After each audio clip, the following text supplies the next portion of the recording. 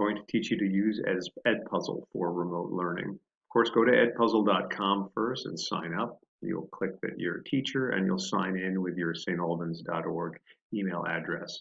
And you'll be asked some questions such as what's the name of your school, what do you teach, etc. And those are because you'll land eventually on your home page at Edpuzzle.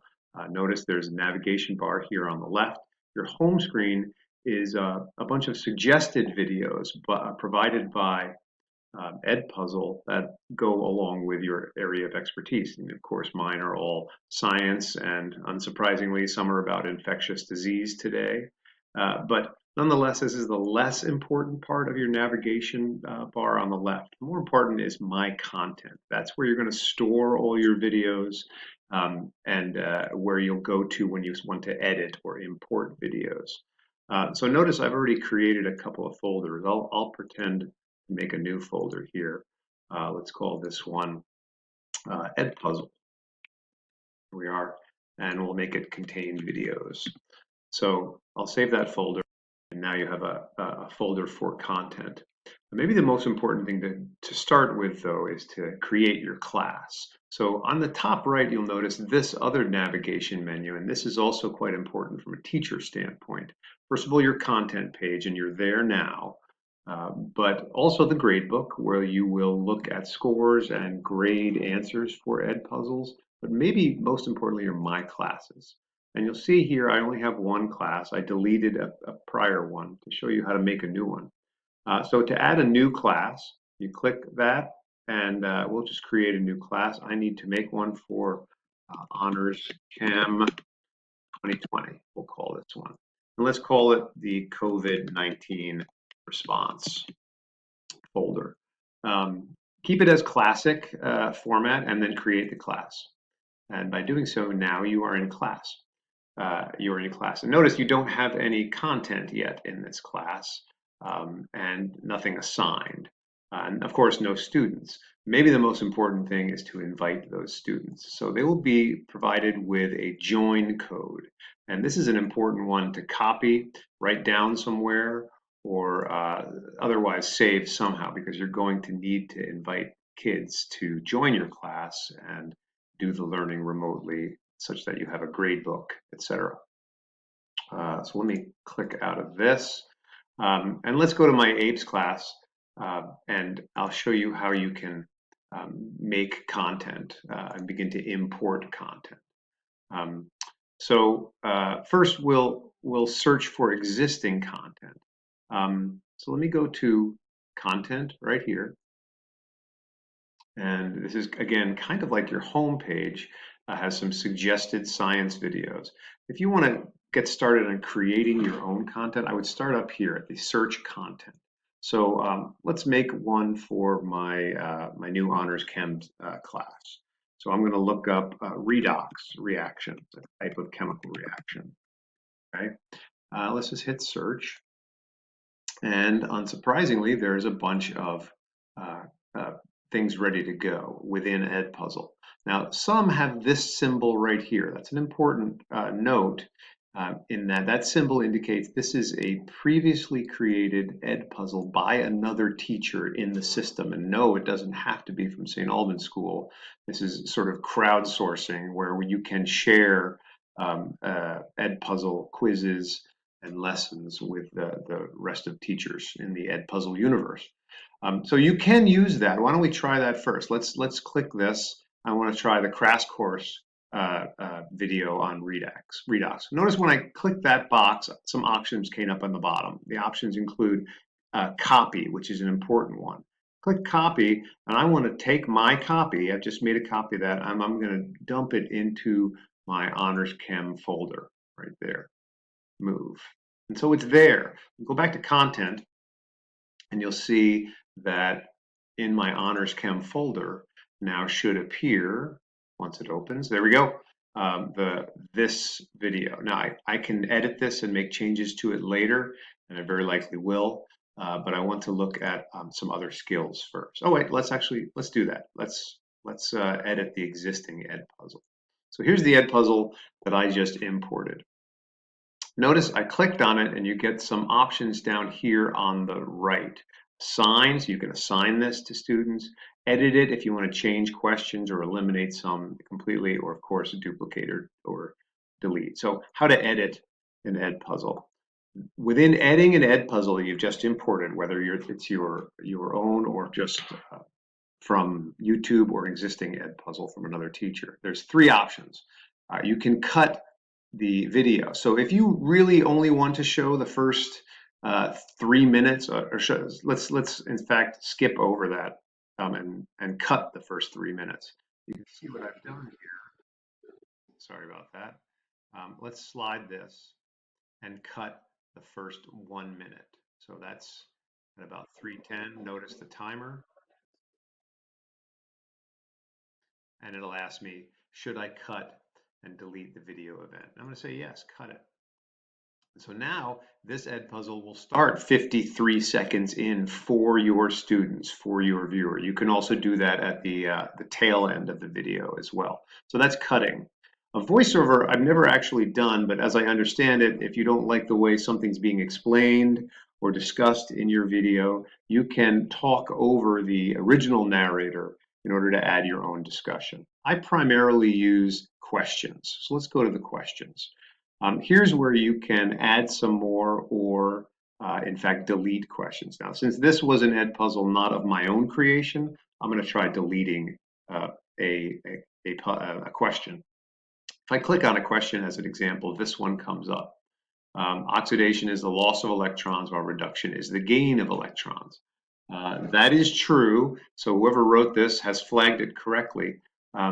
You can edit this question though. So notice at the bottom, here's the question. At the bottom, you can choose to edit it. So you can add a third option, true, false, or indifferent. Let's try that. Minus the spelling errors, of course. There we go. And hit save. This question actually has three options. So you can edit other people's questions. Let's try deleting one. Let's go up to this question right here, which is about a neutral molecule having an oxidation of -2, etc. I don't like this question. It's finished. Let's click it, delete it, and it's gone. So that is how you modify existing Edpuzzles from other teachers. Let's hit finish, and that will save all of my own changes. Let me look at my schedule here. So let's try creating a brand new Edpuzzle from a video that has no embedded questions yet. So let's go back to content. Remember, that's kind of like your home page, and my content in particular is where I like to start at folders. I guess you don't have to start here though. You can start wherever you want. But once again, we're going to go to search content, and this time I'm going to look for an apes topic. How about tsunami? Let's hit search. So again, some previously created Edpuzzles have come up. This one has 6 embedded questions already. Looks like this one has 16 embedded questions. Boy, that's a long video. Not sure I want to buy that. But scroll down to the YouTube option here. YouTube has some of these videos without any questions. So in other words, the uncut original versions of the YouTube video. So let's import this National Geographic tsunami one. So I click, again, here I click on that option, looks good to me, and I hit copy, and that will give me an option. Where do I want to move that? That's an apes Edpuzzle, so let's put it there and hit move. And that's all. Let's go back and check my content, and you can see that once I click into apes, that video should show up. Try again. There we go. Okay. Well, you can see I've been practicing. Here's the one with questions. I mean, I may have done this before, but let's show you how to do this. Now I've got this blank Edpuzzle. You can think of it as a YouTube video that has come in unadulterated by its original producer, National Geographic. So let's click on that, and all of these options come in.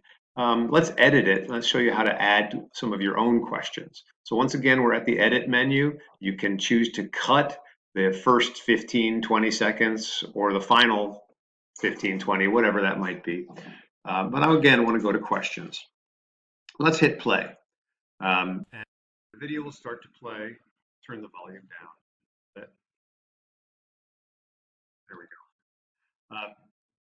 and is discussing earthquakes. So let's say I want to pause at this point and add a multiple choice question. You can hit pause here and add a multiple choice question. What kind of fault is present at the site? Please ignore my spelling errors. So you can put in some options. There's a strike slip fault. Let's do a transform fault, etc. We'll just do two options for now. Let's say the strike slip fault is let's make the transfer fault the correct answer, even though it's not, just to show you how it's how to make the correct answer, how to designate something as the incorrect answer. Let's hit save. So there's your question embedded at this 15 seconds into the video. Let's hit continue. The video continues to play. I'm going to slide it forward, and we'll make up another imaginary question. How about an open-ended question? Describe a vertical slip fault. Again, please pardon the spelling errors. I'm going fast here. And hit save. So they are now a prompt to compose an answer, a sentence or two, or as long as it might be. That will be saved in their responses, but you'll have to go in individually to correct those. A multiple choice question, of course, is pre-programmed to have a right or a wrong answer. So let's hit continue.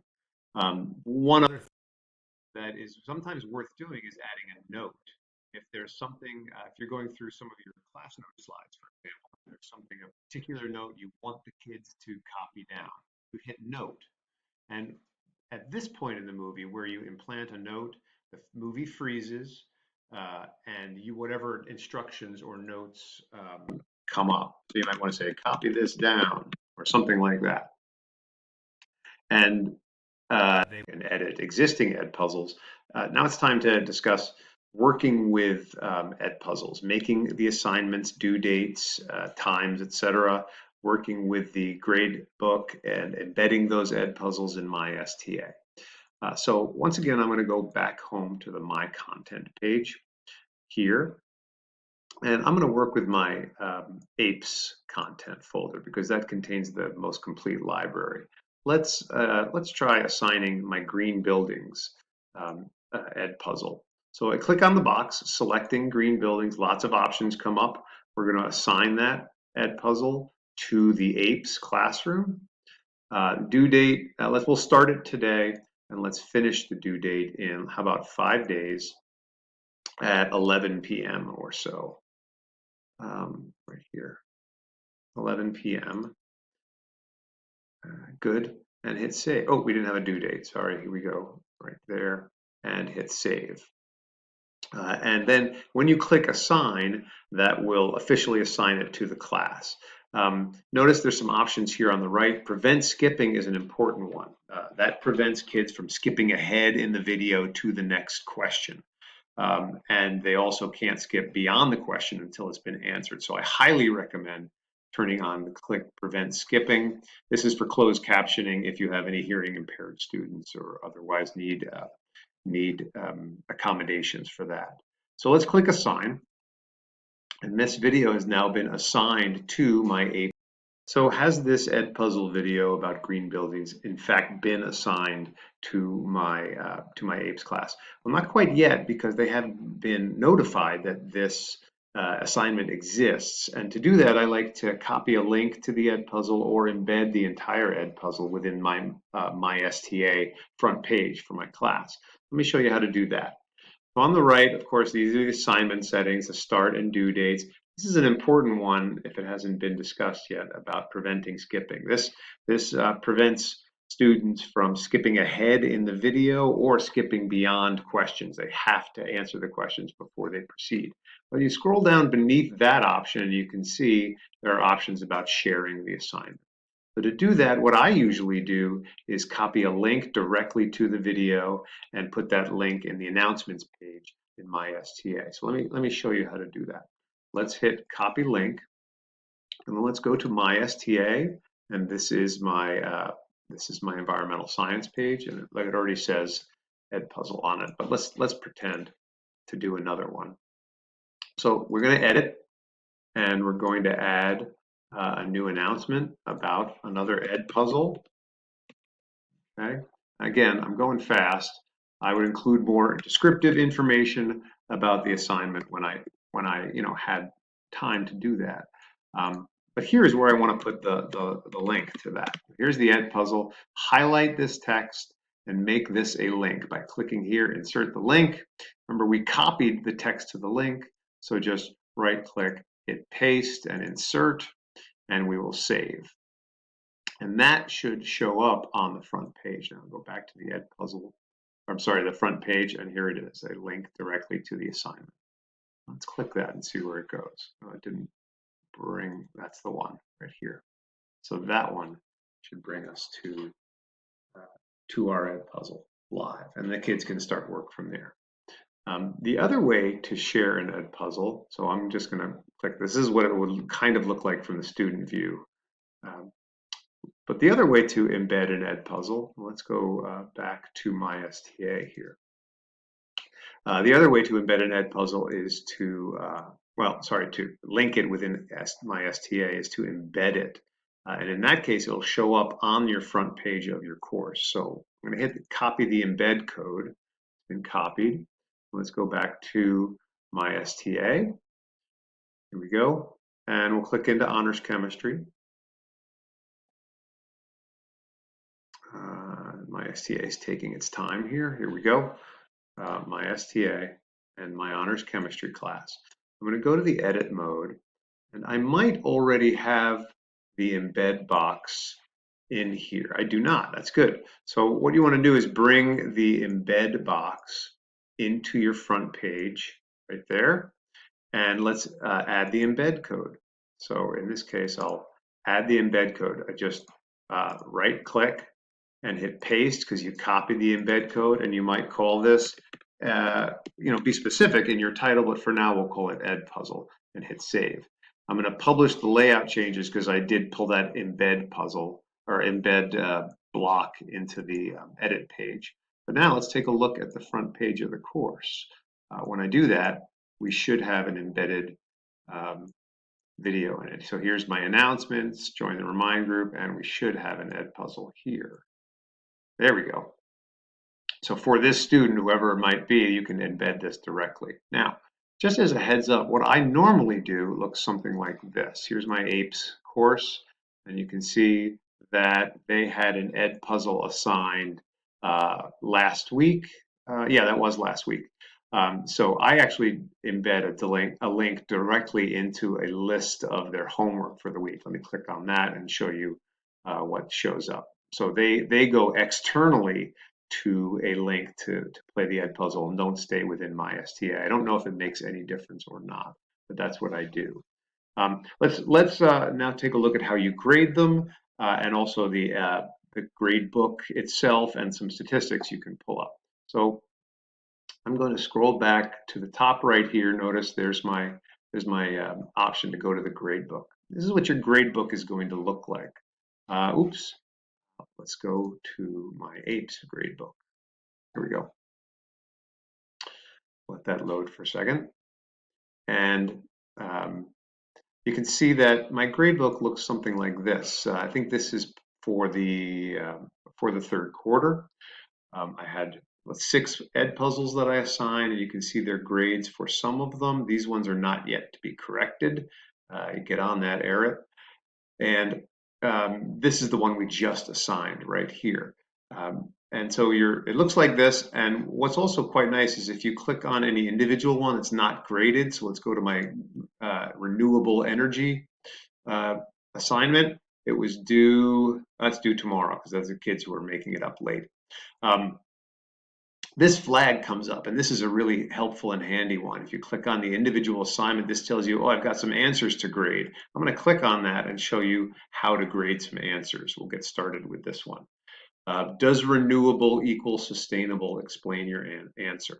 So let's look at Mr. Bartolozzi's answer. No, materials such as lumber and timber may be renewable, and over this renewable resource could lead to deforestation. It's important to know when using renewable. Okay.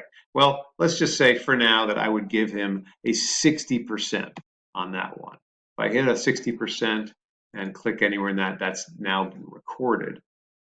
Let's try and look at a different question I embedded in there. Ask them to do some research on Googling the energy return on energy invested concept. In any event, you can skip around in grading these questions. You can assign value, or you can just say, hey, that's right. He's 100% correct. Let me scroll back. So let's go back to gradebook here. The other nice thing is within any individual assignment, and by the way, you can change those your graded answers at any time. And I will do that with the ones we just used as an example. But let's look at one that's been corrected. Let's look at CJ Bartolozzi's fossil fuels assignment. So you click on any individual score and it will tell you a little bit about what he did. So it can show you that he spent, he only reviewed each section before answering once for the most part, but in this case, he looked at it twice.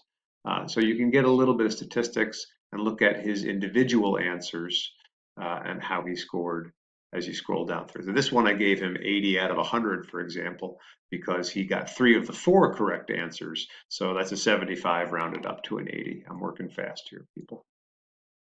And that's about it for Edpuzzle. So there's lots more nuance to the software as well, some quirks that you'll discover, but for the most part, it's pretty straightforward.